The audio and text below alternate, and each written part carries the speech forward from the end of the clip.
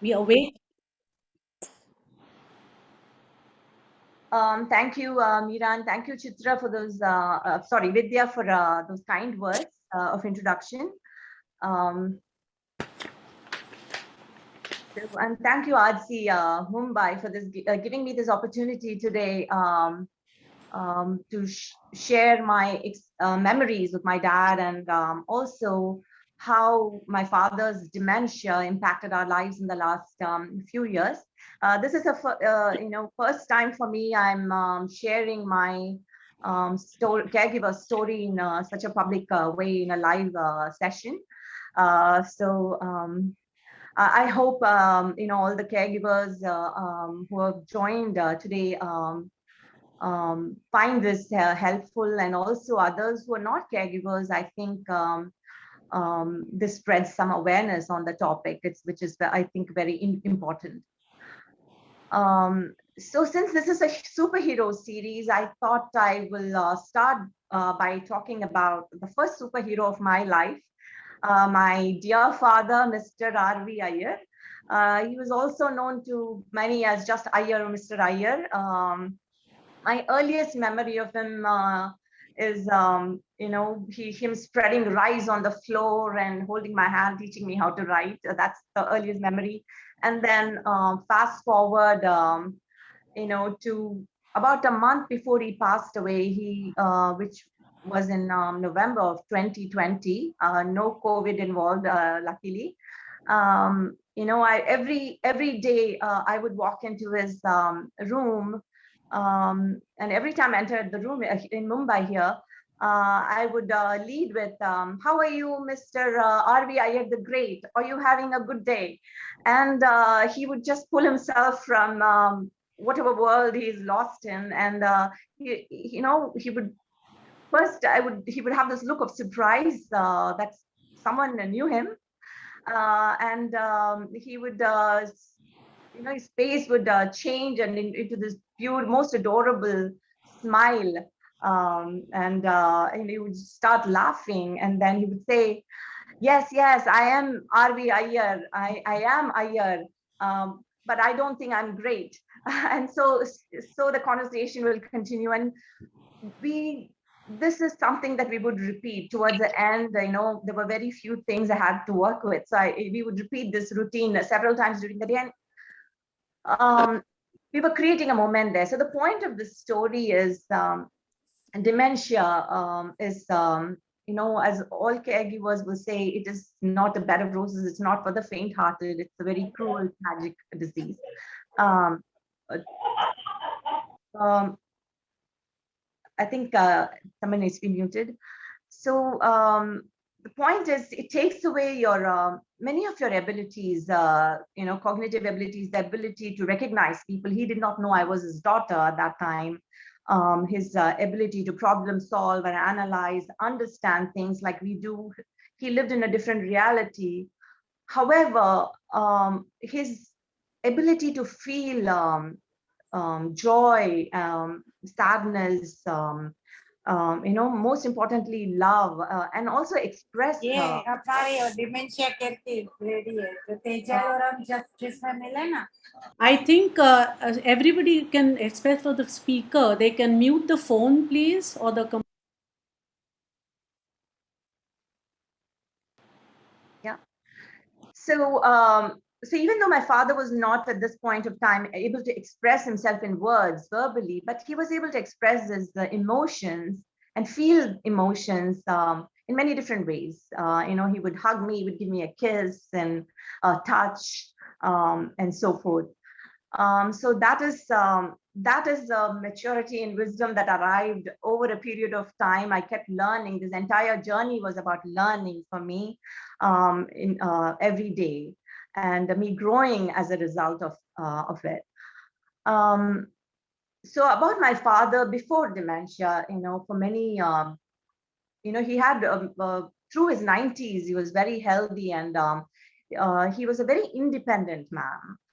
He had to learn to be independent because he started working at a very young age of 16. Came from a large family, not very well off, and he had to move from a small village in Kerala to Pune, where he did not even know the language, and start earning and sending money home. And through then all this, he worked many jobs, and he ended his career successfully as part of the management team at Bharat Petroleum. He loved to tell us very proudly that when he retired, the farewell speech, they referred to him as a human computer. So he had a very sharp brain and memory, and very good with numbers. He had many interests. He loved sports. And we are three sisters, and all of us have a passion for music, and I think we owe it to him. He loved to cook. He could cook for 100 people. He was a very religious man. He would go on pilgrimages, and he would cook for a lot of people.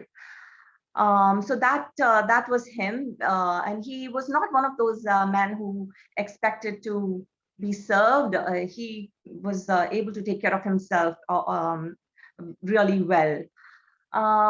So post-retirement, he retired at about 60, and then by then my sisters had already settled in the US, and my parents would visit the US often. But then in 2014, my all three of us, I moved to the US in 1987 for my MBA. All three of us had settled in the US, and we were unlikely to come back here. So my father, we insisted that they move to the US because we did not want to worry about them being alone here. My dad was 89 and my mom was 84. Still healthy, quite healthy, but their health was they were getting slower. So they moved for us. So he was someone who would sacrifices everything for us. And I think though his preference would have been to live in India, he sacrificed that preference, and he moved, he mostly stayed with me. Still very independent, adjusted to the life in the US. He would go for long walks. He would help my mom cook, and they were still very independent in that I had to do very little for them. I could go on business trips and I could go on vacations, and they would be alone at home, and they were quite okay. He loved to meet people. That was his favorite thing. And so when did things start to change? So about 2015, he had a series of health issues, which was related to his heart. He needed a heart valve replacement. So we had several emergency visits. And unfortunately, one of them took away his ability to hear, took away his hearing. And that was, that kind of affected him emotionally a lot, because once you lose your hearing, I think you start to isolate yourself. So one's a very social person. He started becoming quiet and not participate in conversations and so forth. But he was still okay. Then in 2016, we had, to solve this problem, we reluctantly had his heart valve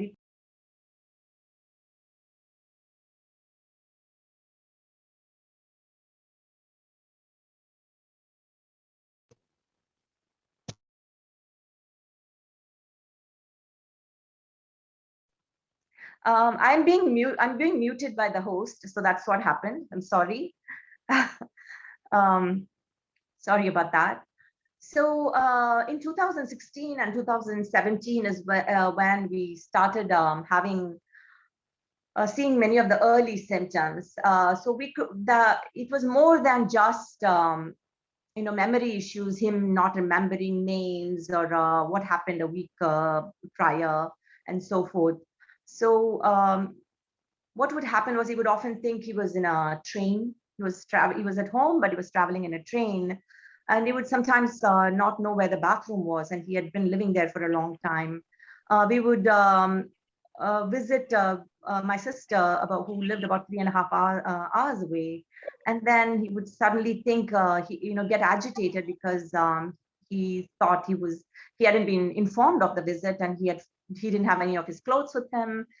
He would get confused in general about where he was, and his personality also began to change a bit. And he was someone who would never complain. He was, both my parents were very much like that, but he started getting a little depressed about his faculties declining, and and he also had lost vision in one of his eyes due to age-related macular degeneration. So all of this combined, we saw many of the early signs. I'm sure they also contributed in many ways. And also being in the US and Michigan, it was very isolated. We have long winters, so you don't have many people visiting. You don't have a chance to meet people.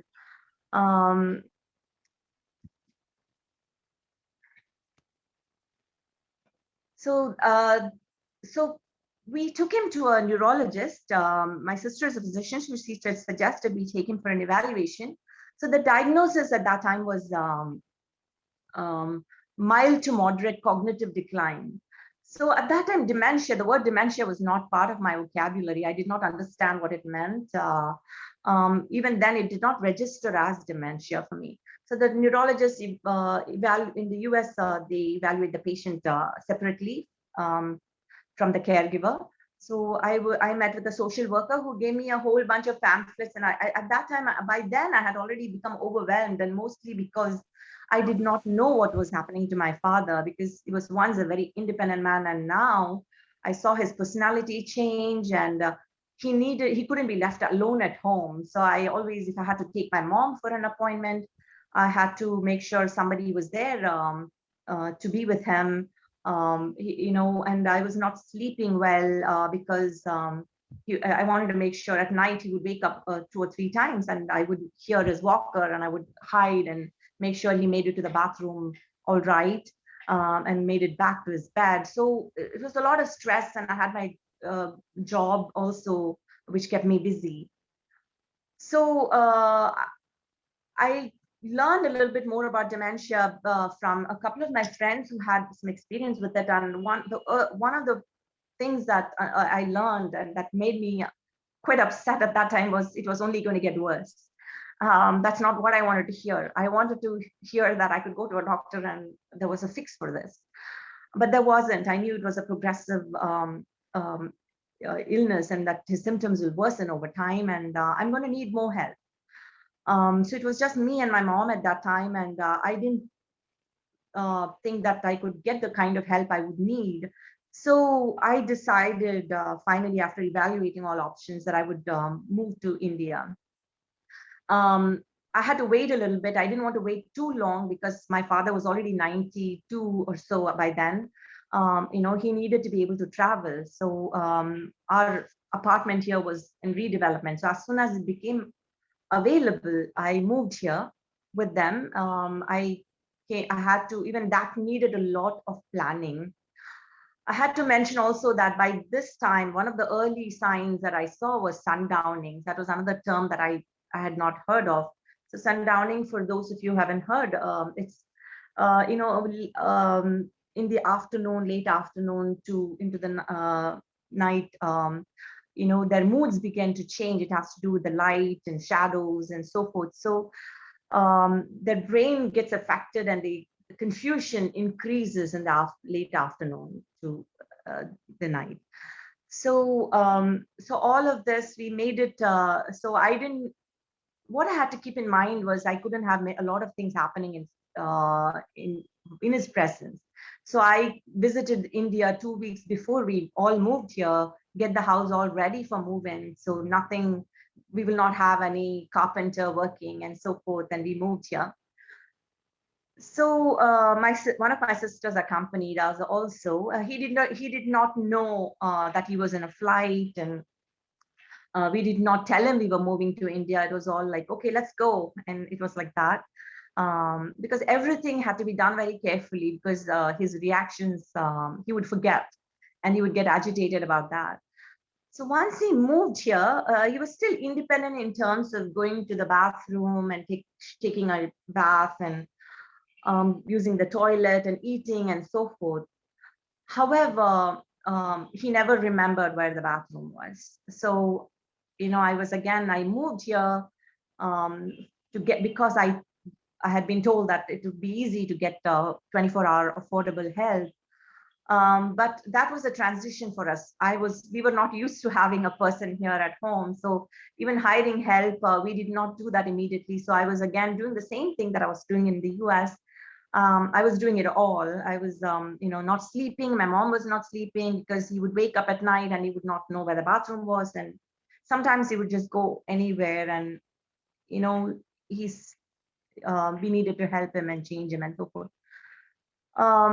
So eventually then it caused my mom to have a heart attack. And at that time I said, no, this is not done. And it was affecting me. I was getting burned out, and but it was affecting me emotionally, mentally, and physically. I had alopecia areata, bald patches. And so I knew that I had to give up this idea of perfection, and I hired help. And I knew that I would never do it without them after that. So each aspect of his life had changed. He needed help, us completely. Slowly this was happening. Initially, for example, giving a bath, he would go into the bathroom and he would be, I would just make sure, I would still respect his privacy. I wanted him to not feel awkward. But then I realized, I slowly came to a point where I had to get involved, because he would go into the bathroom and he would just come out within a second, and I had to make sure it was safe for him, and I was like hovering around him, so there was no water and so forth. So it was very like I had to pay attention to a lot of details and train the helpers as well.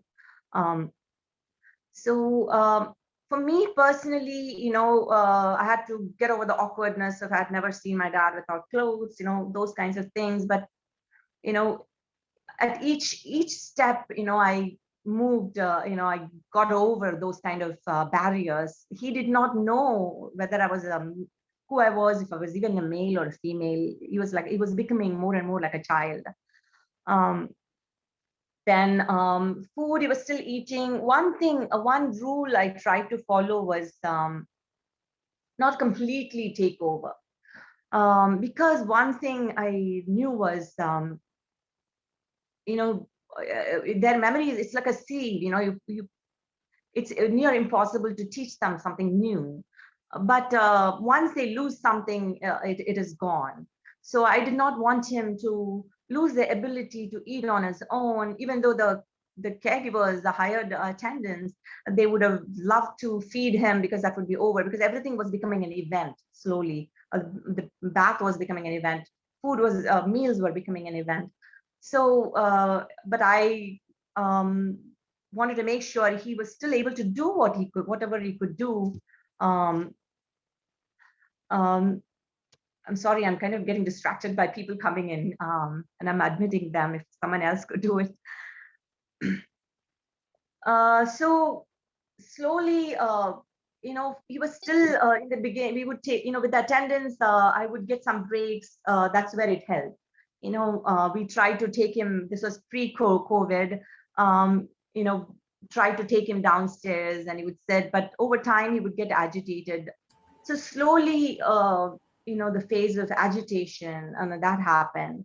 At night he would not sleep, and they would shout, scream, and police, and he would. So each step of the way, it was not like I came with a manual and I was born with the skills to handle all this. I really was lost when each of these symptoms started. In fact, I'm not a very patient person. People who know me know that. I thought I was the least qualified person, but I think I learned over time, because I loved him and I knew that I wanted to give him the care. So I'm a perfect example of an imperfect caregiver, because I had my moments and I had my meltdowns, emotional outbursts, but we had our moments of love and joy and so forth. It took some time and learning for me to get there. So I want to talk about a couple. Throughout, medication is something that we stayed away from. The doctor in the US had prescribed medication, but I was afraid to. I'm not recommending that. So it was like the known I think evil. you have to go off. Sorry, excuse me. Please keep your mics on mute, please. Thank you. So we managed mostly without medication, but once we got to the US, when to India, when we saw these aggression and him not sleeping, I did go to a neurologist, and I just said, please, all I want is him to sleep. That's all I want. And we tried a couple of different medications, but after one dose, we stopped it because it had completely, it didn't suit him at all, and it made things much worse. So we didn't try that. We just gave him melatonin for a few days, and that's about it. And over time, I think he also got better. I think physically he became a little weaker, and we calmed down a little bit naturally, luckily for us. So I think we also understood his patterns. I think that is one thing as a caregiver, you see your loved one, throughout the day and over a period of days, and you learn their pattern, that I knew that, okay, this is going to end. So he's going to have this meltdown. He's going to have this episode. And I have these few things that I could do. Mostly, what I've learned is you try to distract them. You try to understand what is bothering them. Is it something in the room environmentally? Is it too hot, cold? Is clothes not comfortable? So if it is none of that, and then music, I tried music and different things. So you learn their patterns, what works. And I had a few things. Unfortunately for my father, activities were limited because his eyesight, he was almost blind. He couldn't hear well. So he loved music. So initially we had we always had a routine. We tried to have a routine. He would have his bath and he would sit in the living room. Then 11 to 12 was our time, 11 to 12:30 before lunch. I would play music and he would enjoy music. And I would have conversations about, I would draw from, his favorite topics. I was mindful that to not start with remember. I know a lot of people like to start their sentences with remember this, remember me. They are not going to remember. So that's the wrong thing I learned. So that is the problem with dementia. They don't remember. So I would be very careful about, I would talk about maybe tennis, do you know Roger Federer? And you know that there are names that are etched in his memory. And I would take cue, from his responses. And then if it's something that he's going to fail at, I don't want him to fail and cause that stress, I would move on to a different topic. I would talk about his mom or his school or his work and things I knew he remembered. So a lot of conversations on different topics. So that was what we were left with. And there were a couple of favorite songs of his that we would sing them repeatedly. So the thing is, one good thing about dementia is they don't remember, they don't get bored. So it's like children, they do the same story over and over again, sing the same song over and over again. He loved sweets. So food, they were also becoming events, eating. So I learned over time, when it became difficult and he would resist, he would sometimes spit, or he would, I try not to force him. So force is something we try to not use unless it was life endangering or something. So I would give him food. Over time, we had to feed him, especially after COVID. Sometimes we couldn't get him to wash his hands, and so it was easier for us to feed him. I would always put something sweet like amras, mango pulp, or ice cream, or shrikhand, or something, a halwa or something. That would be the first thing he would taste. So you would expect that to be the next bite, and it'd be like a pureed rice or something like that. So that is there was learning at every step of the way for me, with my father. Medicines, getting him into, luckily for me, he did not have many medicines. He was fairly healthy except for dementia. And so, it was what this whole journey, what I want to convey in this story is, it was hard. I know in a half hour, I'm making it sound like maybe like a breeze. That okay, I had all these problems and I overcame them very easily, and I wish it was like that. And I know the caregivers out there know it is not like that. Some days were much harder. And for me, especially over time, I got so used to in with COVID, we had additional challenges. Will the attendance be able to make it, with the lockdown? So I was lucky. Somehow we got through it, and especially at night, I dreaded being here without help at night, because sleep was very important for me to preserve my sanity. But the point I want to convey is, um, over time, it's a very difficult journey. There's no, I'm not going to sugarcoat it, but it became about creating moments with him. So I started actually documenting our journey. So I wanted to create moments with him. So right at the beginning, like I said, that dementia takes away a lot of things from you. Your cognitive abilities and how we interact with each other.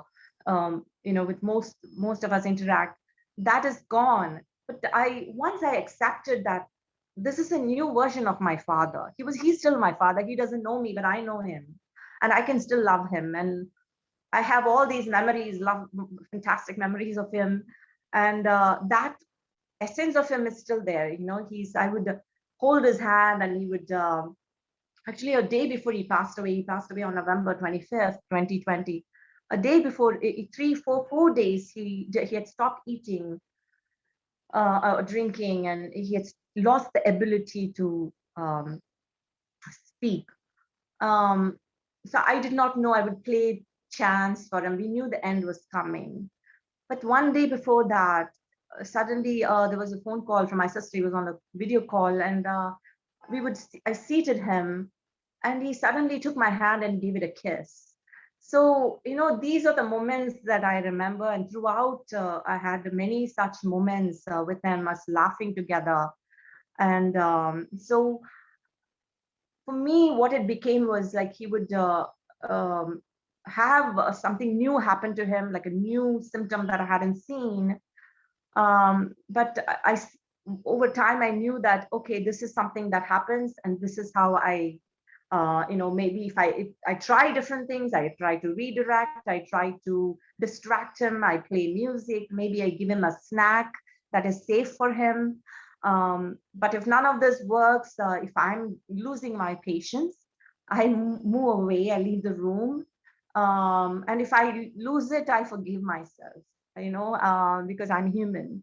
And then, luckily for me, he forgets. And the next half hour later or an hour later, I go, and I have this beautiful picture of him that just 10 days before he passed away, I gave him a hug, and he just circled his hands around me. And I got my attendant to take a picture of that. And those memories, so it changes. So this entire journey has been about overcoming, learning, walking into his world. I think one of the earliest, most important lessons I learned was walk into their world. Do not reason with them. When they say that my mother is she alive, and I want to go see my mother. And early on in the journey, we used to repeatedly tell him, how can your mother be alive? You're 95 years old. Is it possible? Logic doesn't work. His reasoning doesn't work. So in fact, that would get them agitated. So just a few lessons I have learned, that life and the ability to be happy does not end with either old age or dementia. We can tell the same stories, same jokes, sing the same songs over and over again, and find joy in them, new joy in them every single time. That home, many caregivers would have say, I want to go home. They say, I want to go home. that home is not a physical location. It's about, it's a place where you feel safe, secure, and loved. So that is what home.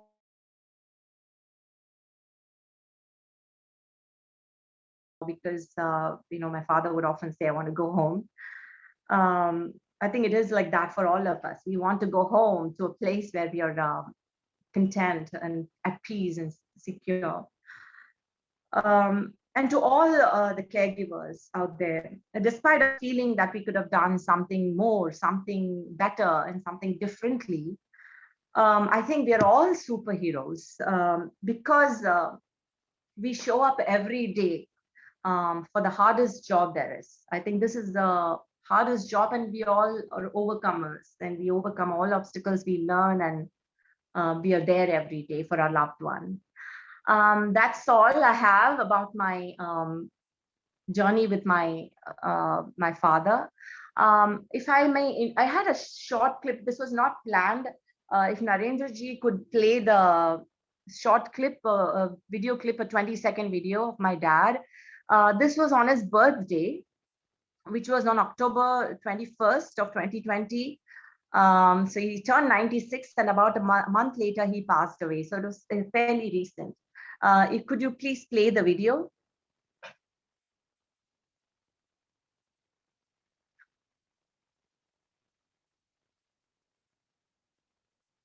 Can't hear. We are not able to hear it.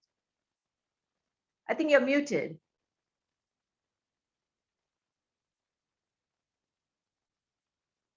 I don't think we couldn't hear it. We could only see the video.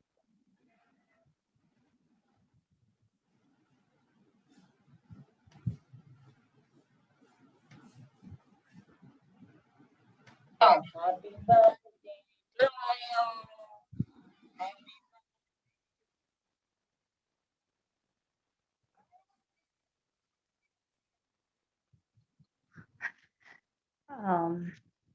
Not sure. I think there is a problem with the audio of the video.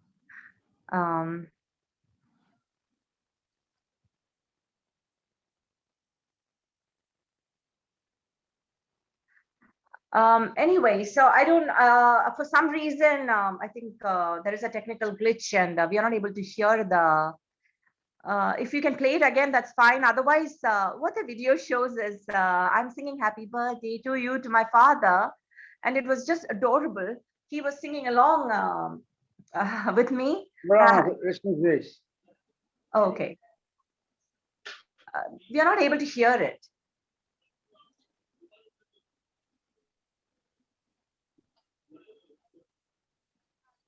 No, it's not, we are not able to hear it.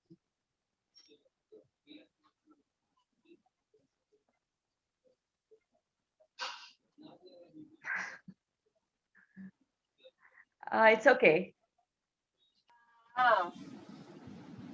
It's okay. Narendra ji, it's okay. We are not able to hear it. We are only able to watch the video. We are not able to hear the audio. I'm sorry about that. Yeah. No, that's all right. That's all right. So There is definitely some. so Vidya, and I'm done. So if, I don't know how this is organized. Does the next speaker go, and then we take questions, or how do we? Yes, I think what we'll do is we'll have the question and answer at the end of the session, so it won't disturb the second speaker. So I just want to say that, after hearing Geeta, that it's something of a challenge, and yet it's got a touch of warmth, love, and it's an experience that you can share yourself with someone else. And it reminds me of, Pierre Chardin saying that the most satisfying things in life is to have been able to give a large part of yourself to another. And I think that's exactly what you did. Give up about your career and prioritizing your dad to look after him, so you'd be an emotional support to your mother also. And I'm sure he had the best of the time given to him, and you made the best of that time for him. So thank you so much, Geeta. And now we have the second speaker of the evening. Let me introduce Smita. as a very humble and a soft spoken lady, a professional who has created the right balance in her personal and professional life as a psychologist and as a special educator. She is also the founder of Drishti, an organization that works relentlessly to the cause of children children with special needs and what have you. There's no stopping her.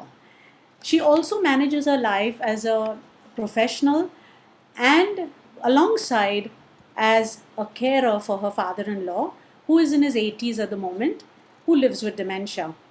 And her work, she as a specialist in psychology, learning disabilities, and also behavioral disorders, she is involved with training people in leadership and education, parents awareness, how to handle their children, and also student enrichment programs. Her expertise as a consultant and as board member of organizations, educational institutions, and panels of the government and the NGOs in Mumbai.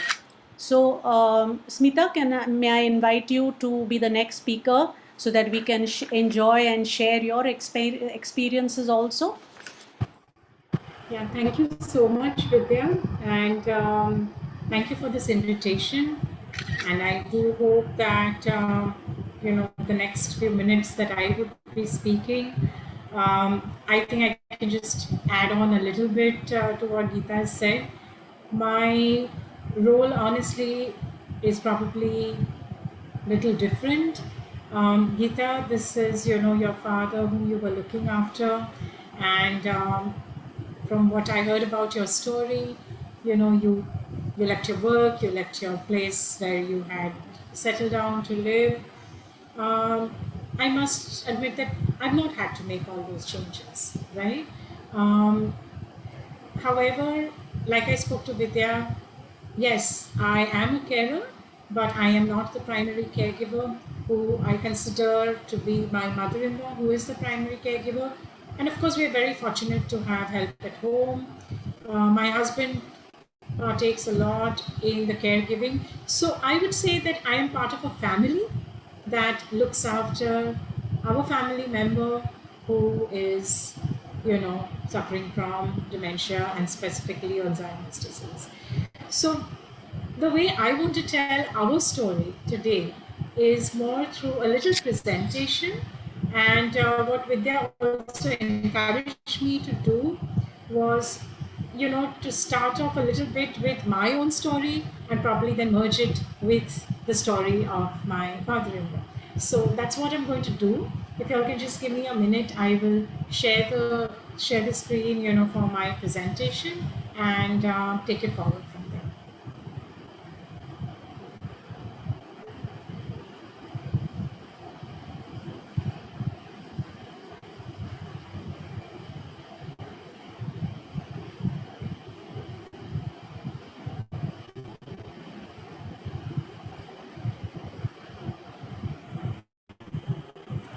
Yeah, and Vidya, please do tell me if I am, if there's any technical glitch, if you can't see don't the worry. presentation or can't hear. Yeah, we'll do so. Yes, thank you. So I started, like I said, I would like to narrate it as the story of our family, and which is why I kind of, thought of this because I I like to be in nature, and in fact, the last 1 year of the pandemic has allowed me to be, I would say, a little more, spending a little more time in the garden that we're fortunate to have living in Mumbai. I live by the sea. I've had more time than usual that I have spent over there. And because I've been spending a little more time in the garden, and probably the last 1 month where I have restarted my vegetable garden, where I've been planting the seeds, watching those little seedlings come up, and it's been so fascinating. Yeah. And so when I was making this little presentation, I just thought about, how we all evolve, and how our stories come about. Each of us has a story, each family has a story, but how many of us get to write about it? How many of us really have the opportunity to narrate it to anyone else? And so today I would like to thank Vidya, I would like to thank the ARDSI for giving me this opportunity to probably narrate this little story. Yeah. So I see my story as of today, where I stand, where I'm about 57 years old. I look at my story as being in 3 chapters. Okay. And those 3 chapters are probably based on, the different developmental lifespan that, we go through. And so it's, into my childhood and adolescence, into my early adulthood, and then into the middle adulthood that I am in, today. And how do I see that, right? So again, I see it, I use the simile of the seed, right? It goes into its sprout, the seedling, and the plant. And that's how I am viewing my life, our lives today, right? I grew up in Mumbai, in a part of Mumbai which is fairly well known to everyone, Juhu, right? So Juhu is along the coast, and when I grew up there, I look at, like I said, where was I born? How did, where all did I go to school? School was not too far from home. We didn't really walk it, but we took the BST bus, and we had a number of friends whom we went to. I went to Manikji Cooper Education Trust School. I had my, so the home I lived in, my family was, I lived in a joint family, and we lived fairly close to the sea. Ours was one of the oldest families in the area, and a lot of our time was spent, within the compound of our family, which had many things, right? It had it was something probably that a lot of people living in Mumbai can't think of now.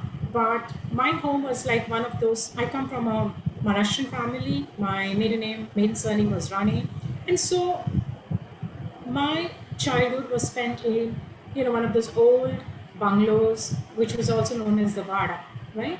And there was lots and lots of land around. It was like a little farm, and we had a lot of domesticated animals, like, the hens, the roosters. We had our cats, and we had a dog. The dog was someone we adopted. The cats was someone who adopted us. And we also had wild animals. We had snakes which came into the home, snakes which were there in the bamboo trees, and if we poked hard enough, one kind of showed its face up. And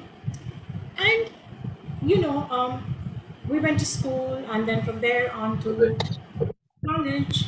I always looked at school as something I wanted to come back home from.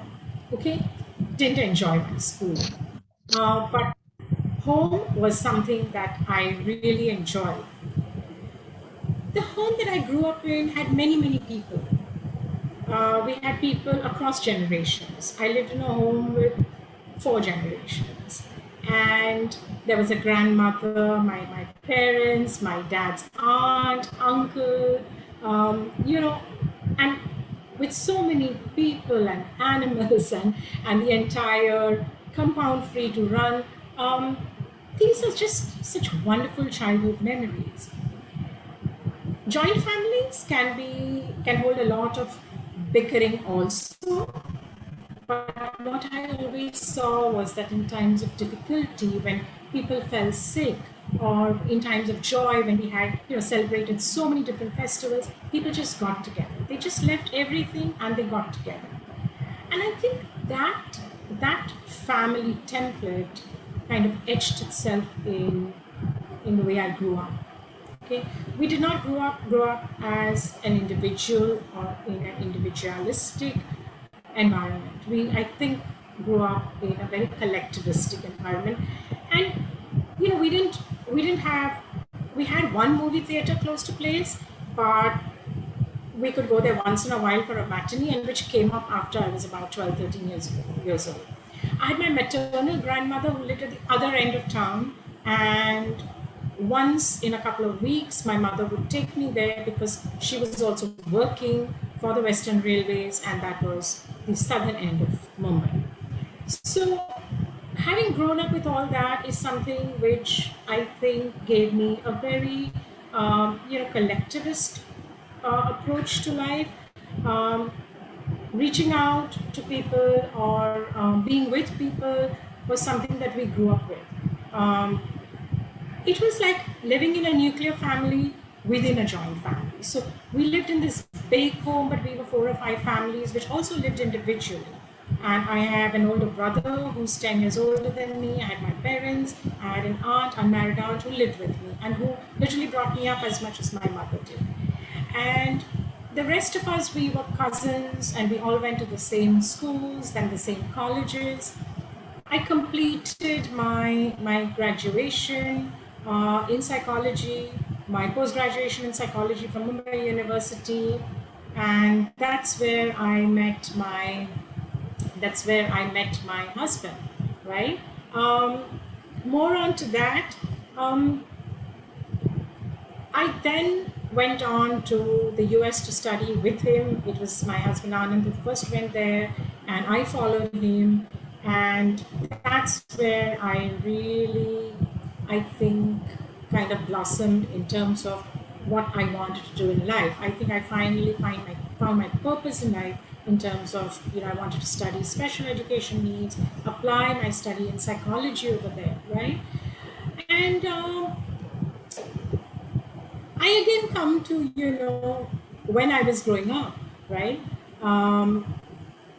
There is your nature and nurture. And so you're born with certain things, and then there's everything around that nurtures you. And if you look at this picture, right? And if you apply it to life itself, what does, what does the soil comprise of? What is it, that's the environment around you which nurtures you? Who plants the seeds of all the different interests and talents and happiness that you show?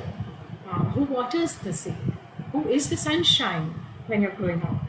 Are there more than one suns in your life, right?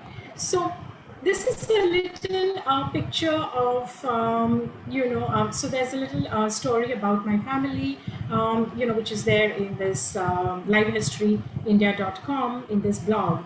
And my family was one of the oldest families in the city, like I told you. My great-grandfather and my great-great-grandfather were painters, architects. They were also, one of them was the curators of the Prince of Wales Museum in Mumbai. And we grew up with our family temple close to our home. And we would just go to the temple almost on a daily basis, not to pray, okay, but to help clean up the temple, clean up the compound of the temple, as well as there was a step well, which is still there now, and there's a pond there. And all of this was a part of our growing up. And so that was the soil, that was the nurturance. And who watered these seeds? It was everyone, of course, primarily my parents, but my aunt also, who brought me up, my aunts and uncles, my cousins, my grandparents with whom I grew up. They were the ones who were also my sunshine, right? And like I said, a joint family gave a very different perspective. I don't know what it is like to grow up in a nuclear family. And then, of course, as you grow up, I always say, women's timeline. It's how instead of, how you have your day, AM and PM, I look at a woman's life as BM and AM. That is before marriage and after marriage, at least as in our culture.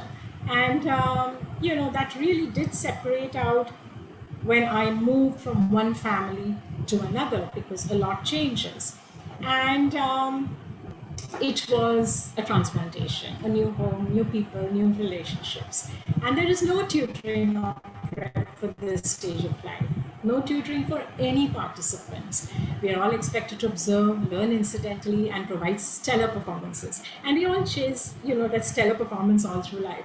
But there are no really tips on how you should manage yourself when you have to transplant yourself from one environment to another. Yes, your mother tells you a little bit, but basically everything is about how you must handle yourself and how you must make sure that the people around you are looked after by you, right? That's something that I kind of looked around me and grew up with, and I know that one of the last things that I heard from my mom when I grew up, got married, and moved out. Um, and yet I had very, very progressive parents, a very progressive family, which encouraged us to really educate ourselves before anything else. And so I did receive a very good education. I was working.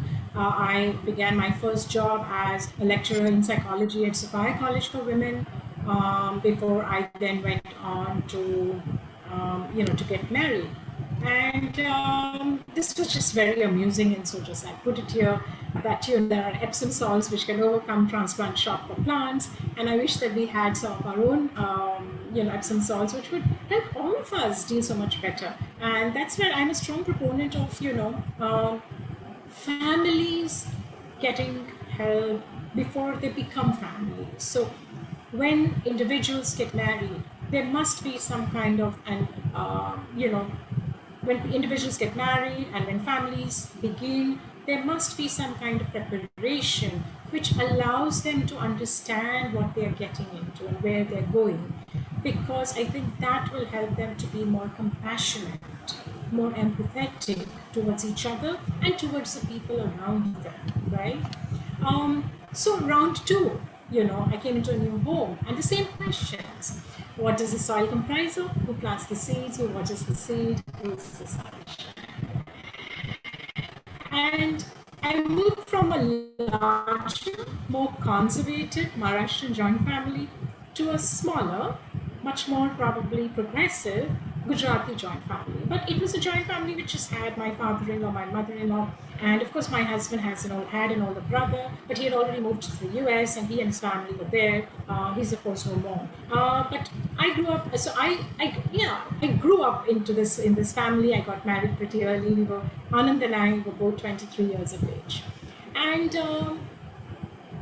again, when you say, what does the soil comprise of? I entered this very warm and welcome home, again by the sea. I was very fortunate.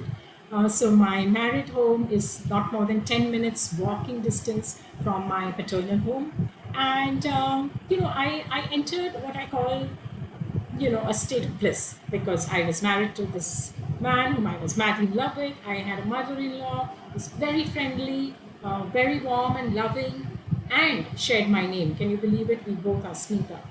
And my father-in-law. My father-in-law, whose name is Yogendra Desai. I'm of course talking to you about him and sharing some pictures later with him after getting my permissions from my mother-in-law and my husband, because I do believe that it is something confidential and I would want them to agree. And it was amazing that when I told each of them that, I'd like to share this story and talk about us, they were like, of course, this is something that we would want to do, right? So I remember when I first got married and, I wasn't sure whether I wanted to go to the US where my husband was studying. I wanted to wait a while, but both of them, my mother-in-law and father-in-law, really encouraged me to go there and encouraged me to study and, wanted me and Anand to spend time together in the US in a different environment, right? We decided, of course, to come back. And while I was there, I was very engaged in my work. I was absolutely, I loved what I was doing. And you can say I found what the Japanese call the ikigai, right? I found that sweet spot which, I woke up every morning wanting to do what I had chosen, right? When we moved back to India, Anand and I moved back to India within 2 years after completing our studies, and I decided to pursue my PhD as well as work with special education needs. Initially, my mother-in-law was a little worried about me getting into a long, span of study. But after, the conversations and getting that rapport, I think we've never looked back. She's been my strongest source of support. And the other strong source of support, of course, apart from my husband, was my father-in-law. I remember when I did tell him that I want to begin with my PhD. The first thing he asked me, "Oh, so when do you start?" Okay, he was one amongst the three people. That's my guide, my husband, and my father-in-law, who actually read my the important parts of my PhD and gave me their feedback. When my PhD dissertation wasn't going ahead, on schedule, I wasn't getting my call for my viva. It's my father who said, "Let's go to the university. I need you to write a letter to the vice chancellor, and I'm coming with you, and we'll find out what's happening." Okay, and he did accompany me, and that really helped me to push it forward.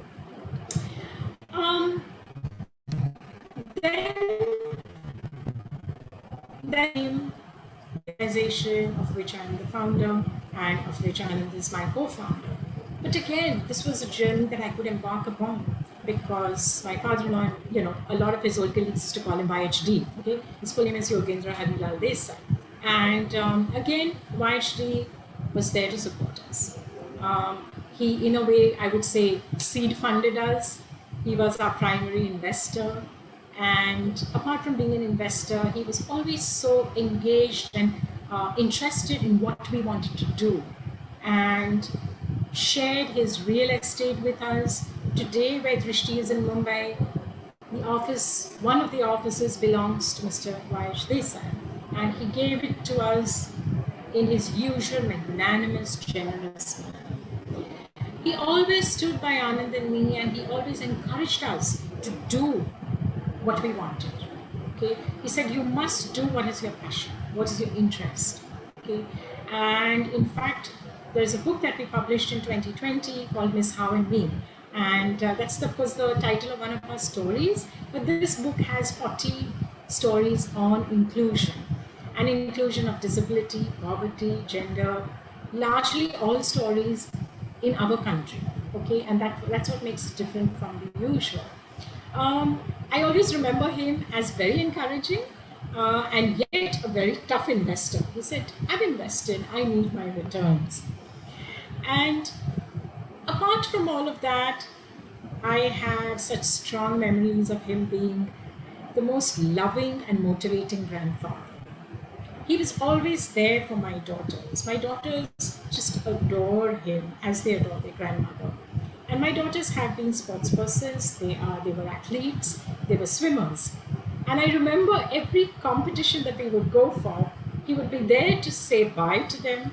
And that one phrase which the girls remember all the time is, "Go get me gold," right?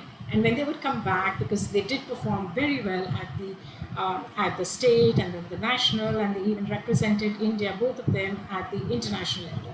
My younger daughter was the youngest swimmer at the Commonwealth Games in Delhi. And he was there all along. And then it was not just the motivation for the sports or the academics. He was there to take them shopping, to take them dining, to buy my younger daughter her first pair of red shoes because she wanted that. So there were some wonderful roles that he played, and I always remember him as the family man. Now, this was a man who was extremely successful in his career. He was the vice president of a multinational corporation. He was an extremely respected technical expert in his field, very people's person, highly regarded for his people management skills. And he was also the same, he just played a similar role at home too. He was ready to go out for a meal at any time. He would be zipping around in his car like 5 times a day. You wanted anything from the market, he was the man to get it for you. He loved different foods. He was so encouraging when you cooked different cuisines. He was the one who would buy sweets and ice creams all the time, and the kids just loved him. Even today, right? He loves his ice cream treats. He is laughing all the time because that's how he was, and makes us all laugh. So his name is Yogendra. He's often called Yogesh or Yogi by friends and family, and it's amazing. I mean, he can't remember our names, of course, by now. A lot of his speech and language has become, I mean, his speech has become completely irrelevant. He is not able to look after himself. He needs a lot of help. He needs complete caretaking by his caretaker and attendant. But he loves to spend time with family. He's laughing all the time. And when he's not paying attention or is not paying attention to his food, my younger daughter, who still lives with us, calls out to him and she says, Yogi. And he says, yeah, that's me. And when she calls him Yogi, he'll say, yes. He doesn't remember our names, but he does remember his own name, and he responds. So, and when the way he responds to that with that yes, it just has us in splits. Okay, and he needs a lot of help. You know, he needs a lot of help for his eating, for his dressing, for his everyday. You know, he has to wear a diaper the whole day long, and we're all there playing different roles with him. As a family, of course, it has impacted us. It's not all happiness and games, as everyone knows who may have a family member or who may have a friend with dementia. But, you know, he sits right next to me at the dining table because he sits between me and my husband, his son. And both of us look after his, you know, mealtime. And while he's trying to eat on his own, fortunately he's still able to eat on his own, he, you know, it's like when he makes eye contact with me, he just starts laughing. I don't know why, but I've always had a very good connection with him. And I think that's still there for the two of us. He often will, earlier, when he would not listen to anyone, he just wanted to get out of the house. A couple of times he got lost going into a rickshaw. But somehow, somewhere, he always listened to me. And even now, when I'm giving him his medicines, he might shut his mouth with someone else, but I just have to put the spoon next to him and say, you know, come on, and he'll take the medicine. So I feel that the person that he was, yes, he's changed so much cognitively, but I think the personality, the person, his happiness that was there before, really he is so positive and such a pleasure and fun to be with even now. There are many, many caretaking duties that are there for everyone, but he is a pleasure to be with.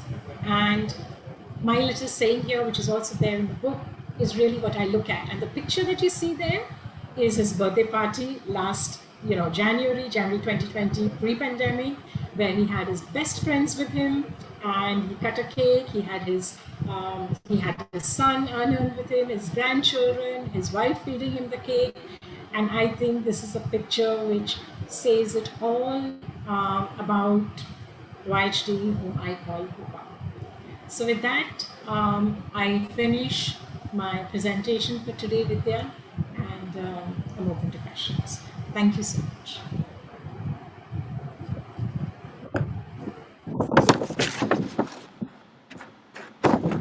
Okay, thank you, Smita. Wonderful to know about how you grew up as a little girl and how you metamorphosized into an adult to look after your father-in-law who took a place of a father's role in your life.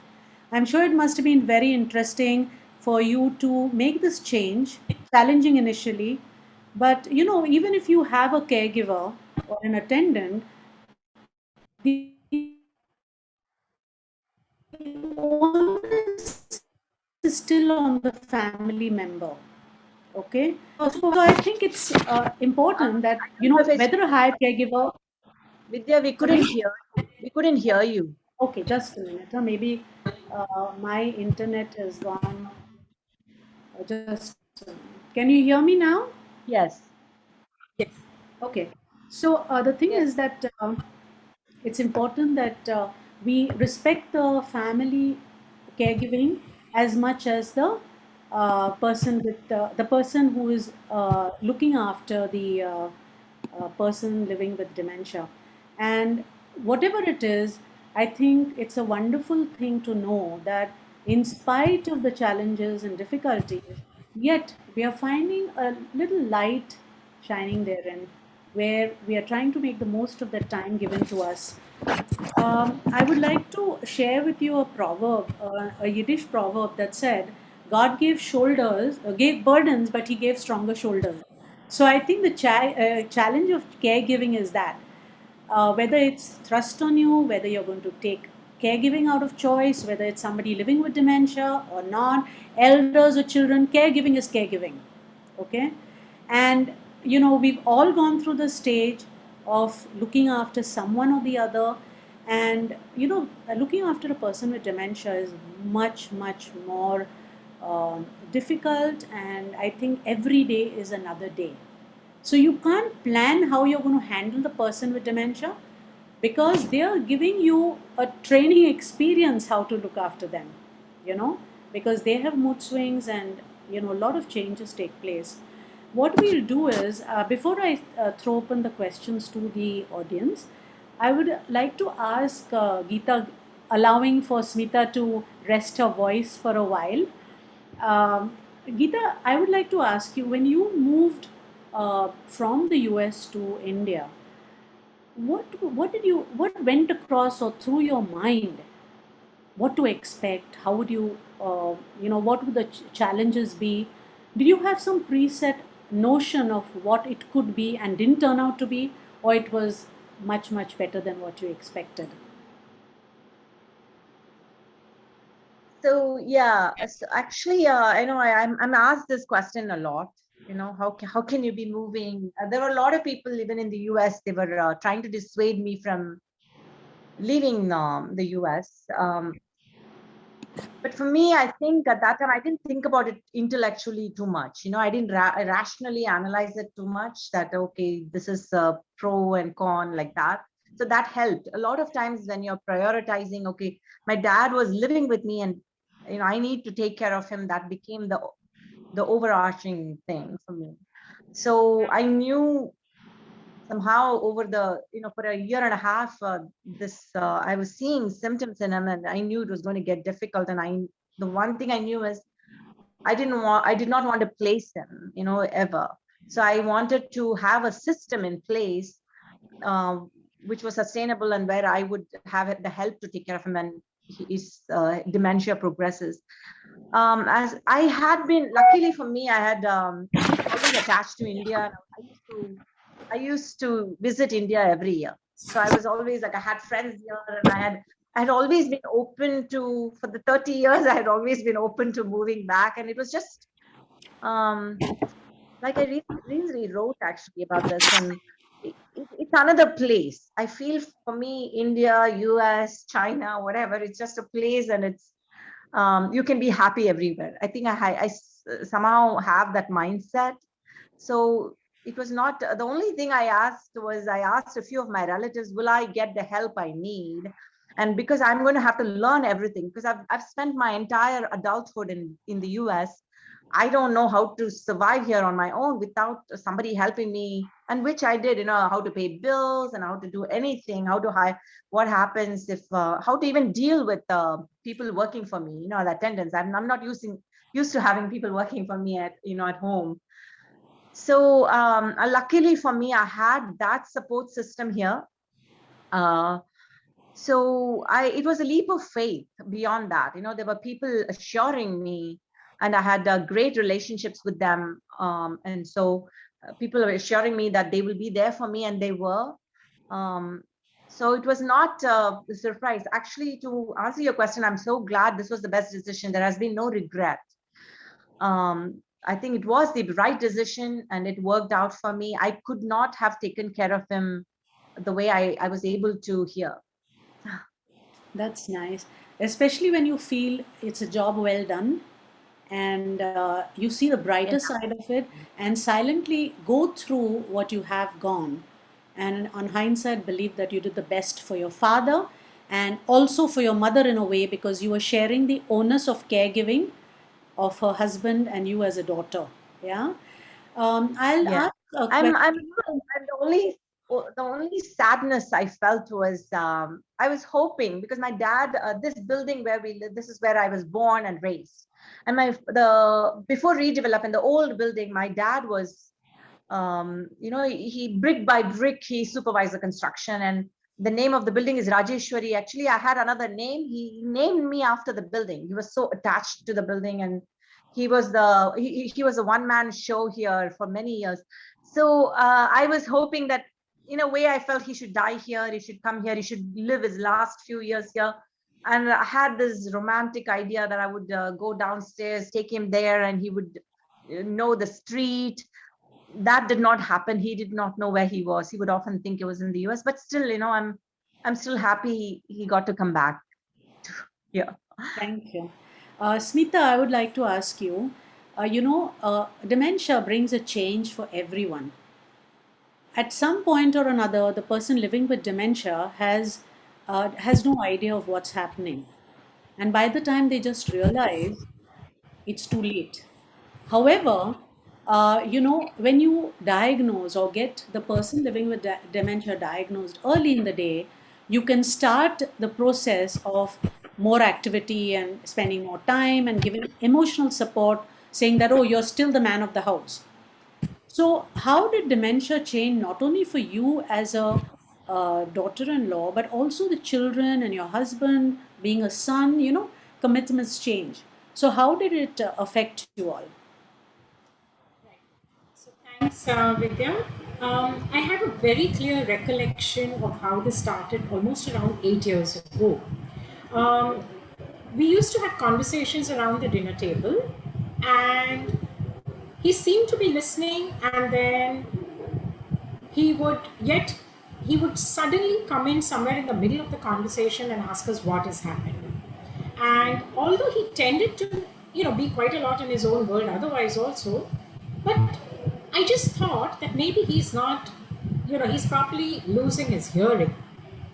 And I saw this happening, and then the kids used to joke, my daughters used to joke that, oh, Dadu's entering the conversation late, and then they would all start laughing about it. Say, hey, Dadu, you've come in late into the conversation. And but I started taking that a little more seriously, and I told my husband that maybe there's a problem with hearing. And so I got him to get his hearing tested. And it so happened that the audiologist was someone who I work with on a regular basis for the special education needs. And she said, his hearing is probably better than yours, Smita. So there's nothing wrong. And, we just let it go for a while. And then it so happened that he himself started telling us that I think I'm forgetting things. Okay. And he was a very intelligent and sharp man. And he probably started reading up. And then he himself went to Kokilaben Ambani Hospital and found out what does he have to do. And then he came back to us and said, I need to get some tests done. I'm going and getting them done. And he and my mother-in-law, they went together and he got these tests done. But of course, when the results were out, my husband and I, we went with him. The three of us went. And what the report said was very similar to what Geeta said. It just said mild cognitive impairment. But everything that I was now seeing progress pretty fast, being a psychologist myself and constantly going through mental health disorders and disease criterias, I knew that what we're looking at is Alzheimer's. And by the time we got these tests done, etc., he was already manifesting symptoms at almost transiting between the second and the third stage, right? And when I even spoke about it to one or two doctors who we had known in the family, they said, what are you talking? It's not Alzheimer's. Yeah, it's nothing. It's just old age. And I was kind of shocked to get that from medical personnel who are telling me it's not even dementia, it's not even Alzheimer's, it's just old age. And in fact, that Vidya is known to be one of the main reasons. This kind of a cultural lack of understanding, which actually leads to very late diagnosis. But fortunately, we did catch it at that point of time. And one of the first things that we did was reach out to the psychiatrist, Dr. Avinash D'Souza, which Vidya, whom you and I know very well. I've known Avinash for a long time because his father, Dr. Alan D'Souza, was my PhD guy. And so Avinash also clearly said, no, you're right, this is clearly Alzheimer's, and let's start with some medication. He told us what were the absolute limitations of the medication, and yet told us in what ways it could help. And so again, like what Geeta said, we went on to melatonin and, Phenargin and Durnep to manage the behavioral issues. But at that time, the restlessness really increased a lot. We had to keep all our doors locked. We're very fortunate, we live in a very beautiful house near the sea, but it has a lot of doors, and that was crazy because he could open any one door and get out, and we didn't know where he'd go. So we had locks put on all the 5 or 6 doors of the house so that he couldn't go out. He would get very angry about it. Initially, when we didn't have locks, my older daughter would sit next to the door and not allow him. And he would pace in front and, back in front of her, and he would kind of push her on her nose and tell her, you're a silly girl, you're not allowing me to go out, and who do you think you are, etc., etc. So that was a long phase that we had. In between, earlier he used to go to the gym, and then once in a while he just would get out of the gym. The car and the driver would be waiting on one side, he would get out from the other side, he would get into a rickshaw, and then he wouldn't know where to go. A couple of times he kind of got lost. We were lucky to find him back. Slowly he also started losing bowel and bladder control. Through all of this, Vidya, I feel the person who suffers the most and suffered and is still suffering the most in our family is his wife, my mother. Because right in front of her, she has her partner but has lost the partner. And my mother and father-in-law, the years that I saw them, they were each other's companion. They had a wonderful social life, lots of friends. They would go out almost every day. And I remember my daughter saying, oh, we wish we could retire. Look at Dadu, he's enjoying his retired life. I mean, when are we going to retire? That was the kind of enjoyment that they had as a couple. And my mother-in-law, I think, misses that most. So while we all struggled with it, because we struggled not only with looking after him, we didn't know what was coming, in spite of us reading up, etc. But I think we all were trying to not only look after him, but look after each other, right? And we didn't know how we were doing. And there was that little bit of blaming, of saying you're not doing this right, and this is what needs to be done. Fortunately, we also had our younger daughter Kanchi, who was in the US at that time, who also did a couple of years internships at the Stanford Alzheimer's Disease Research Center. And she came back with a lot of very useful information. She also contributed to how we should be looking after him. My older daughter Gauri, who was here at that time, was there in the earlier years. She's now in the US herself. So each one of us got impacted, but I think the one who is still struggling the most is the partner. And that's where I wish I could do more. We could do more as a family than we are doing right now. Because you know what? I think he's in a very good space. He's in a happy space. He doesn't know what's now going on. And he enjoys being with the family. He's laughing. But I really wish I could do more for my mother. I wholeheartedly agree with you when you say it's the person living with dementia has their challenges, but they are not aware. At the same time, people are looking after him or the family is seeing them way away from what they used to be when just prior they got diagnosed with dementia. um, I understand that it is not easy emotionally, and there will be a lot of breakdown for the person who is in the family, like you said, your mother-in-law, and even your husband. It's very difficult for if he was very very dominating, and suddenly he sees his father as helpless and dependent. So it's emotionally very taxing, and for the children who could have teased him and got teased back. And here it is only a one-way street for them. And, it's difficult, and we understand that. But thanks for sharing this, because, all the time, we think that it's easy, it can be done. But no, I think it's very, very difficult when you have to go through it 24 hours of the day. Make their life a fulcrum of your own to maneuver your day and your life. Forget the days. Your life as a function. It's like, having them as a y-axis, x-axis to your y.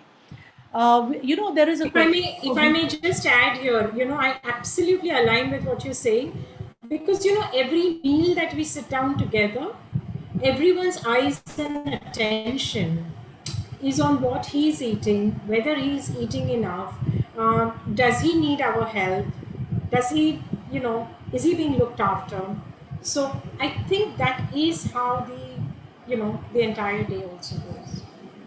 And I'm glad culturally also we are very sensitive, We have that loyalty or respect, or call it what you may, love or family feeling that is important. Geeta, you have a question from someone asking, music seemed quite helpful. Would you be able to say something more on those experiences? It's Dr. Vinod Kumar. Yeah. Yeah, I had mentioned that for me, because my dad, he had lost his hearing, but he could still, he used to wear a hearing aid. That became a challenge because he would not let us take it off. um, so one thing I've seen is that, I mean, you may have heard this as well.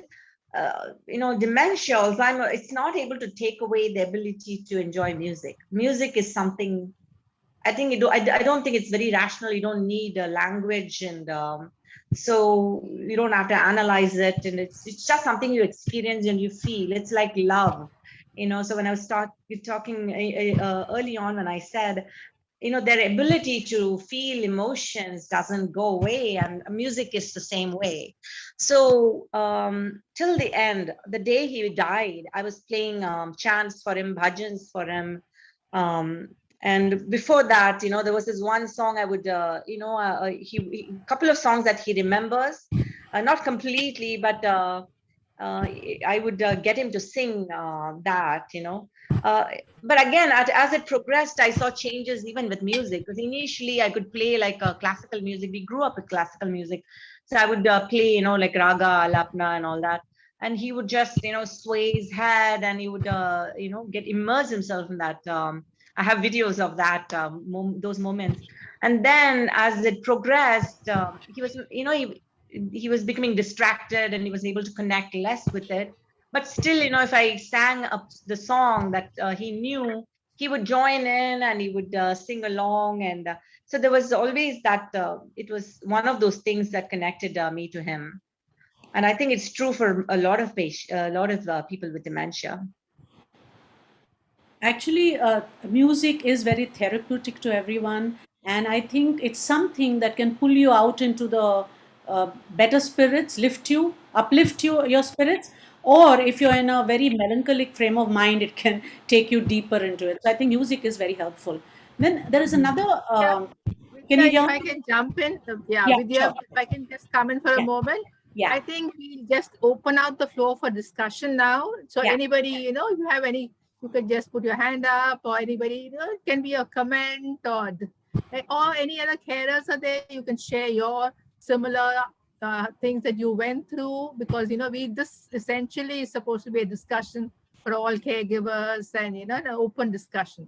So please feel There are free to There post your are questions questions. that are unanswered for both of them. I think it's written for everyone, so they can be answered also.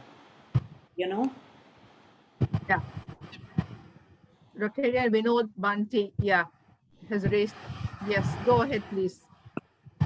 This was a nice presentation, but I just want to share something like in family caregiving, the neighborhood matters. I know the example of my mother. We used to live in a very small flat, but we grew up there, so everybody was knowing us. So when my wife came, it became easy for her to take care because by gesture, by communication, because communication matters. And my mother, she was well taken care, and at times somebody from the neighborhood, the ladies of her age used to come, and they used to communicate very nicely. And I think this can be an example in training other caregivers, because now we are aging, and now my wife has got problems like she has got involuntary movements, but somebody who has lived with us is taking care of her. So any suggestions on this? Like communication gap can be removed if you move to the old. We have moved to a bigger house, but my wife still wants that she should go to the old house. Would either of the speakers like to answer that? Can you just frame the question again? Repeat the question. What is the question? That they have moved to a bigger home, but she prefers to stay in the old, smaller place because there were neighbors visiting. Is that what he's asking? Yeah. Okay. This is. Yeah. This So is, I don't know. It depends. It depends really, because in my case, I do. If it is dementia, my personal experience is having more space helps, because for me it did. When we moved here, it was a redeveloped flat, and the neighbors we had grown up with, most of them have moved, and you know how it is with these towers. It's like America. It's not people are not dropping in and talking anymore. So it is definitely, people coming in can be good, and depends on what stage you're in. It can help. It may not help. Because for me, for example, I would have relatives coming in or friends coming in. They would not even talk to my father. They would. I had to tell them, you have to include them, because people think, if you're old and you cannot participate, or if you have some kind of a something like dementia, then how do you talk to them? They don't know. So I don't know if I'm answering your question. It can be good, but it depends. For me personally, I'm glad we had the space. We had a bigger home, so I could move my father into a separate room and away from my mother, so she was also aging. She needs a rest, she needs her sleep, and we had attendance, so we could make room for them and so forth. So I think it depends on the circumstance, I think. Thanks. Nilanjana, would you like to step in? Yeah. Yes, not for answering this particular question, though. In general, I think it was a wonderful session. And, the thing that I would like to repeat is every time I open, we open these events, we hear caregivers say that, they are not superheroes. I am the one who kind of put that in this event, but I feel that family caregivers do heroic acts every day, every moment. And that is no less than a superhero. So you are superheroes. You accept it or not. I feel that you are superheroes.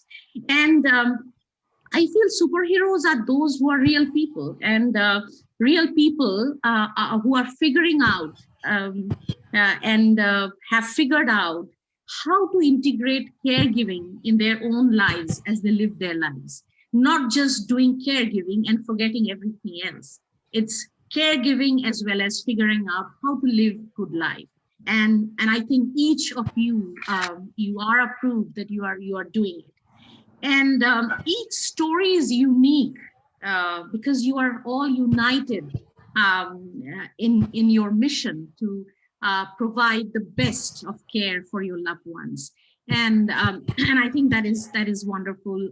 Thank you, Dr. Desai, and thank you, Geeta, for your wonderful presentation today. I think we actually, when we hear stories, we kind of relate. Some of us relate to it. What, as participants, what we need to do is pick up, the lessons that each caregiver has learned, and what are the positives, what are the negatives from each, and then apply it to our own caregiving. So you may not find all answers from it, but then the lessons that they have learned, it is from there that you could get your answers from. I just wanted to add regarding music. I feel that when we think of music as something that helps people with dementia, we think it only as a therapy. And personally, I don't think it just as a therapy. I think that you could use music even when it is, even during when you are doing your daily caregiving acts. Say, for example, when you are giving a bath, because those are the most stressful hours. When everything is fine and you're sitting and listening to music, that's good, that's wonderful. But one needs to also integrate music in your daily caregiving acts, when you're giving bath, when you are feeding, maybe a background music when the person is getting ready to go to bed. I think these are important. I mean, I have seen that music helps when you're very stressed, and the way you bring in music. I remember somebody wanted to leave the room, every few moments, getting up and trying to go out of the house. And rather than using verbal words to say, please do not leave, you can bring in music, just say, abhi na jao chhod ke ye dil abhi bharani. And if they love music, they are going to listen to it and smile, and it is less stressful for you. So I think music can be also thought of as something that could be applied in your daily caregiving duties also. So wonderful. I think we will, there are a few questions up on the chat box. Vidya, you would like to address those, and then we will open the floor for more questions. Yeah. Thank you again. Thank you very much. Yeah, thanks, Nilanjana. The other question was that it's for Smita, where you're asked, with an enriched family background, with your father having been diagnosed with dementia, did you ask the doctor, your specialist, how this could happen? I know it's like asking how much water there is in the sea, but that's fine. It's a question that's come on the chat, so I'm asking you. Right. In fact, that was one of the questions that one always struggles with when one gets to know about a disorder or a disability of a family member. You always want to know what causes it. And the second question that is usually asked, because I myself am, in the profession where I'm asked these questions, the second question always that comes to mind is, will he or she get better? Okay. So that first question about, what causes the disability or disorder, I think the fact that, both my husband and I are psychologists, we're working in this field, we had read up enough about it. And, we had wondered also that my father-in-law was a man who led a very regular and disciplined life as far as his diet was concerned, exercise. He was an avid golfer for years and years. He was generally a very disciplined, in terms of his lifestyle. So what could have led to it, right? And that's when, after reading up more, after talking to Dr. Avinash, we came to understand that it's not just, the background you come from, etc. Yes, it has to do with your biogenetics. It probably has to also do with certain aspects of your lifestyle. I was just watching a program that day on TED, very good in terms of, that there's a lot of research being done in terms of the connection between Alzheimer's and sleep issues. So it's said that, the less of the sleep there is, it is going to affect cognitively. And then my family and we were talking about, the fact that he used to sleep fairly less.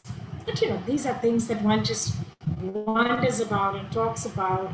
But yeah, these are things we read about, we discussed with Dr. Avinash, and we were fortunate that we came from an aligned profession where we already had been hearing a lot of things and knowing a lot of things. So, yes, I hope to have answered that question. Thank you, Smita. We have another Meena who wants to find out how to resolve the problem when her husband uh, doesn't listen to her, or she or he, for other people also, do not adjust to a new caregiver. Okay, so I guess it's depending on the stages of dementia, but if you could kindly highlight this problem, which I'm sure you've gone through. I think it's not sure. So I think it depends on the stage, because if in an advanced stage, they are not going to. They're my father in his advanced stage, he could not have resisted because he didn't know who was there with him. He just knew, oh, somebody was loving and caring. That's all he knew. Somebody was feeding him. Somebody was making him comfortable. But if it's early stage, it might be a challenge. Just trying to think back to, did I have that issue at all? We had, luckily not, he didn't, because even in the early stages, it was not a problem. But how would I tackle this? I think one thing is for sure, she needs to have a helper. Maybe she try, maybe how they communicate. She knows what works with him, right? Slowly introduce them and be with the attendant when the attendant is there. Introduce the person slowly into his life, and so he gets comfortable and she's around him, so she knows that, if her husband is comfortable with her, she can be present in the initial stages and slowly let the person take over. So that is the best advice I can give. I think it's always trial and error with dementia, right? So I think I would still have the helper, because I know it is going to be difficult without the person. But if this person is going to be an unlikely candidate, get another person who is more likely to succeed, and then slowly get the person trained. And it might be time consuming. It may take a month or a few weeks, and then slowly he'll get adjusted. Maybe give him in small doses, let this person be there with him alone for like a little bit of time, and then gets familiar. More he gets sees the person, and more he gets comfortable, over time, hopefully he will accept. If I may add in a couple of things here, Vidya. Yeah. I think it's, it's not, first of all, it's not easy for us to get caregivers here. We do not have trained caregivers. So whoever we do get, we will have to provide certain training. Yeah. I know that the first full-time, so to say, caregiver that we got, it was someone who had worked in our house many years ago, and knowing the kind of personality that person had, we felt that he might be right for this job now, where we need someone who is compassionate, who's understanding, who's patient, right? And that's how we reached out to this man who was otherwise working elsewhere, and we asked him if he would, be willing to take up this job. And when he came in, he could do the physical caretaking, but he was also fairly patient. But my father-in-law would often react by just pushing him away or shouting at him, not wanting to be taken for a bath, and he would hurl abuses and all of that. But this man, like I said, had some innate patience, and whenever we would interact with him, we would try and tell him a few things about my father-in-law. What are the things he likes? What are the things he doesn't like? If he behaves in a certain way, what should his responses be? So in that way, doing our own bit of psychoeducation, I think what also helped is that my husband would, very systematically show him what are the things to be done in a physical manner, what should his behavior be in terms of certain behavioral responses from my father-in-law. So I think in that way, the kind of guidance that my husband could give in a very measured way, in a very rational way, led towards a lot of growth in terms of the caregiving that this caregiver could give. Yeah, I So agree. Because I did not get trained. I mean, I agree that nobody comes trained in. You don't find them. So every person I had taking care of my father, I had to train them, including how to give him a bath, yes, how to make the whole experience safe for him.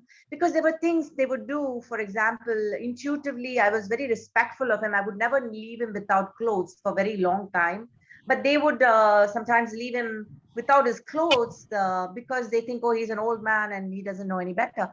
And I would always tell him, no, you can do, everything else can wait. You can throw away the dirty diaper later on. First, make sure he's all completely dressed. So I would train them. So you take them a few weeks to train them and tell them about their preferences, their likes and dislikes, what works and what is the right response.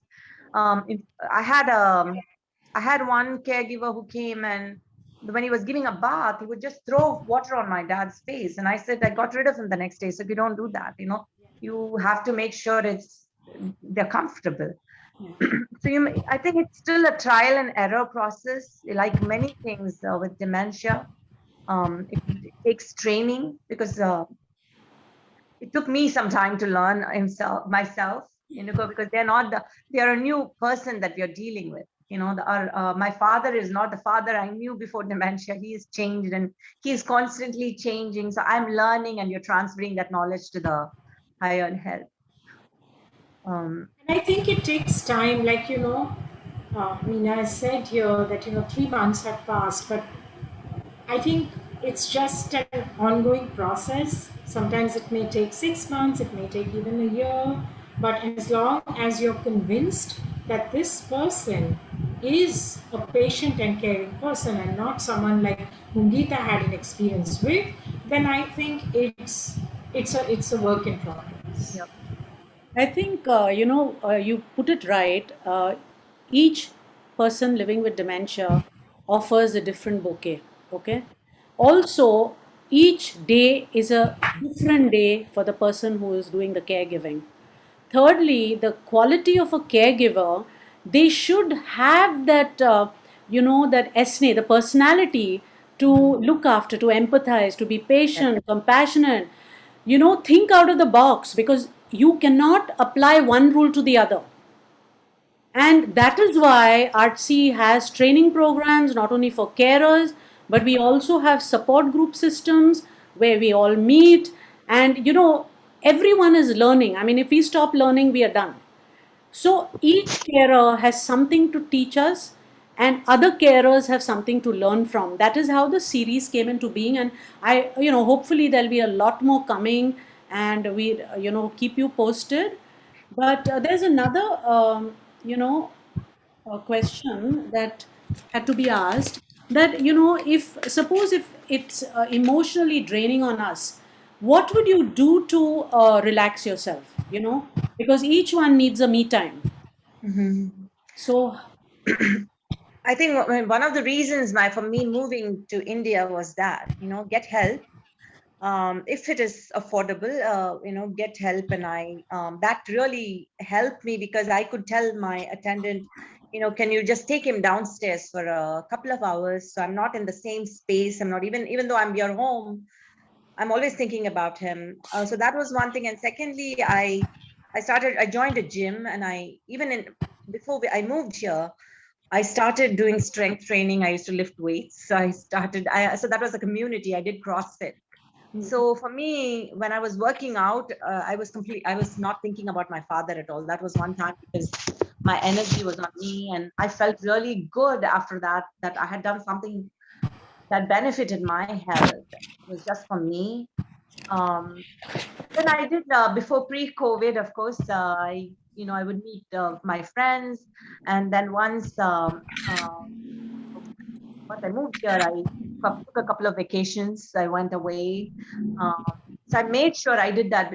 It was very difficult for me. Actually, I don't know. You can fall into this pattern of nobody can do it like me, and I really had that. My people used to caution me, Geeta, you're going to have a hard time when your father passes away because you're so obsessed with him. And I really had to kind of tell myself, no, the caregivers are there. They're not going to take care of him like me. It's going to be different, but they're trained and I knew that they loved him. They were affectionate and all that. So they're going to be okay. And my mom was there too. It was not like I was leaving him alone. So, those were the things I did. Nilanjana, you had to say something, your hand went up. Yeah, I wanted to just, add in regarding accepting the caregiver, the paid caregivers. And Dr. Desai wonderfully, and of course, Geeta added on the right points.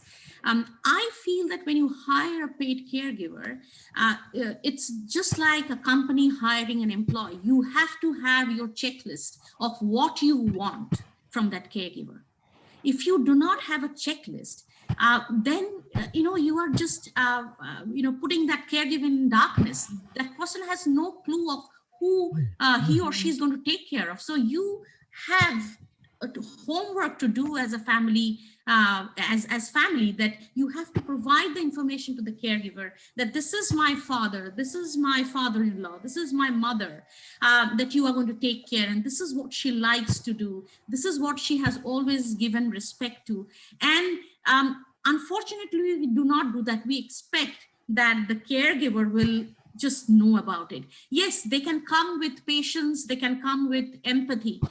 These are inborn talents, but skills are something that you have to train the person up, and that is a little bit of homework that as family members you have to do. So when you decide to hire a caregiver, have a checklist already ready in front of you when you call that agency up and say, this is the profile of caregiver that I'm looking for in terms of age, in terms of health. These are important, because if that person has to come and lift your father who is say 80 kilos, then you need somebody strong. You cannot just say, send me a caregiver. So it is important that you prepare the agency what you're looking for. And I think it is very important that we do that. So yeah, that's all I wanted to share. Most agencies ask also when you call them, at least in Mumbai, they ask you, is there a fall risk? Can he walk? Can he walk? Can he get up? So usually they ask those questions also. In my father's case, definitely, because I was always looking for a female attendant. So they wanted to make sure that, they could handle the weight. But It's true, Nilanjana, what you said, that orientation to the caregiver is very important, because unless you orient them to the family, not just the person with dementia, I think it's a job, 60% of the battle won. Dr. Varsha, could you come in with your question? I don't have a question, Vidya. I hope you remember me, Yes, Dr. Varsha Reddy. yes. I just wanted to contribute few stuff here. First was acceptance. If we accept, or whoever is the person, the acceptance is very, very important with the person who is having dementia and treating dementia. The person who is taking care of a particular person who is having dementia, if he accepts that, yes, this person is having dementia, that makes the job half done, right? And again, if the particular person is taking care, this is not even well said that in India, all the females are taken into consideration. They are the caregivers for entire family, whether it's a daughter, daughter-in-law, whoever it is. So that's an unsaid rule. So where it is coming from, I don't know. We need to change that somewhere. And selfishness is very important when you are a caregiver. You need to be selfish, because if I am happy, I can give that happiness and contentness towards the patient. So that's very, very important points. I feel they are not set in our cultural background. Yes, creating awareness, doing all these things, we are doing as a part and parcel of geriatric care and elderly care and dementia care, definitely, Vidya. But Yeah. when we are doing all these things, I definitely feel this is somewhere always burdened on females. Why only females it is burdened? I still the day I don't. Just now, ma'am was telling, I think Geeta ma'am was telling they were looking for a female attender, right? So we still feel that female attenders are more having empathy towards, or they have that within themselves of taking care of a particular person with more empathy. I just want to understand that, ma'am. Oh, no, that is not the reason. That is because it is just me and my mom at home.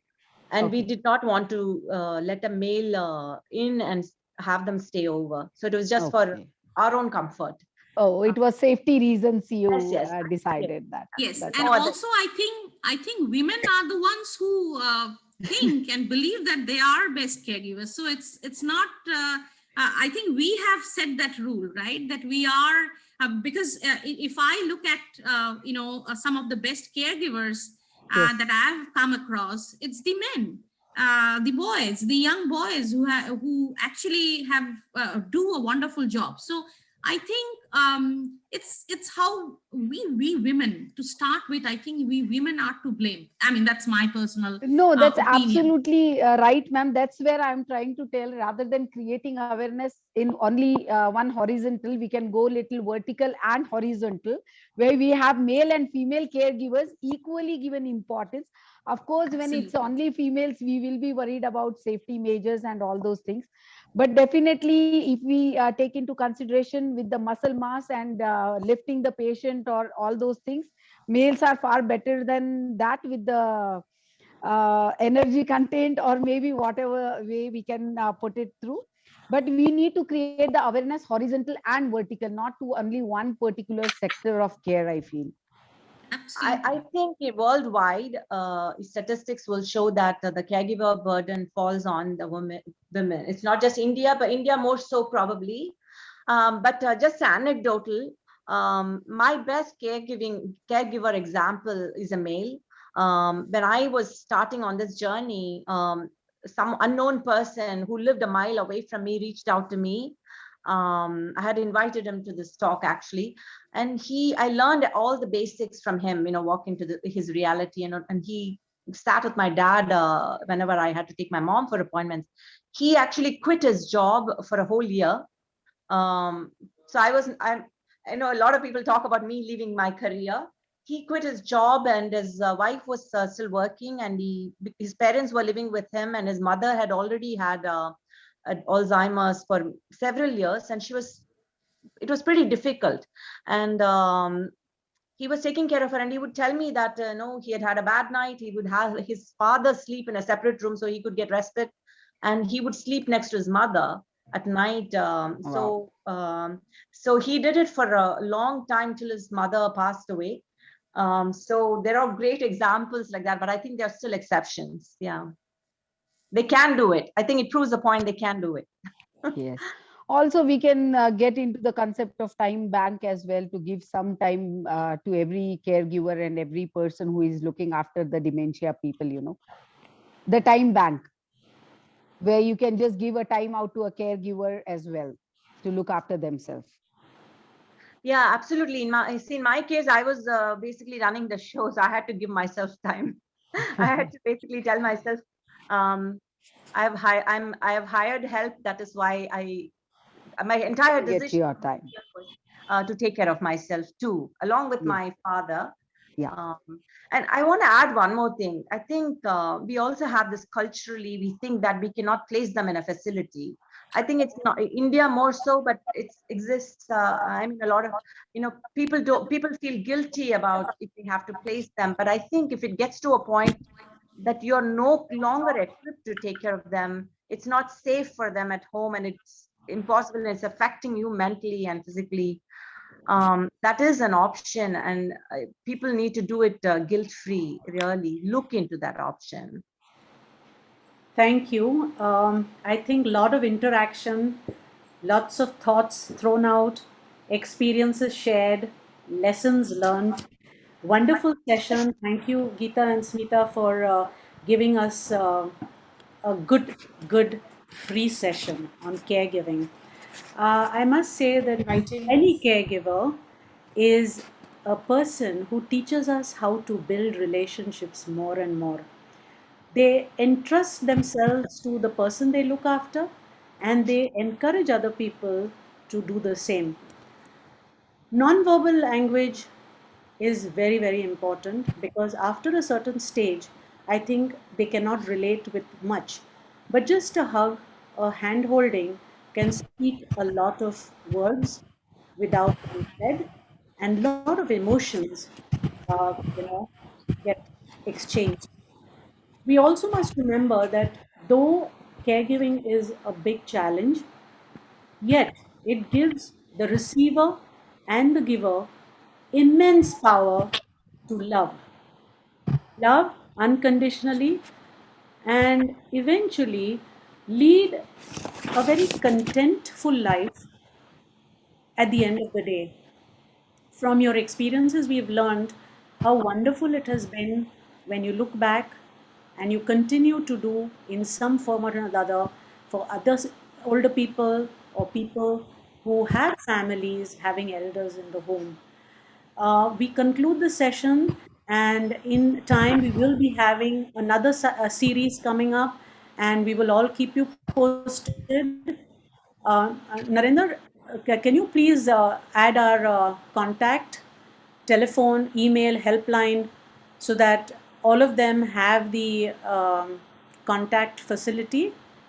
And even wherever you are from, whichever part of the country or wherever or overseas, you can just call our head office, I mean mail or helpline, and we will definitely get back region wise. Good luck and God bless. Thank Thank you you. for a wonderful session. Thank Thank you. you. Thank you, ma'am. Thank You you. have a nice evening. Yeah. Thanks. Thank you, Vidya. Well done. Thanks. Thank you, everyone. I think all of us, we contributed to making it great today. So let's give a clap to everyone. Thank you. Thank you. Bye bye. Bye bye. Bye. Bye. Thank you all. Thank you. Very good Bye. session. Thank you for invitation. Thank you. And thanks for being there with all the time, differences and all. Wonderful to see you after the lockout phase. But I see that we have really very, very similar problems and opinions. Yes, yes, it is. Thanks, Vidya. You're welcome. God bless. Bye, bye. Thanks.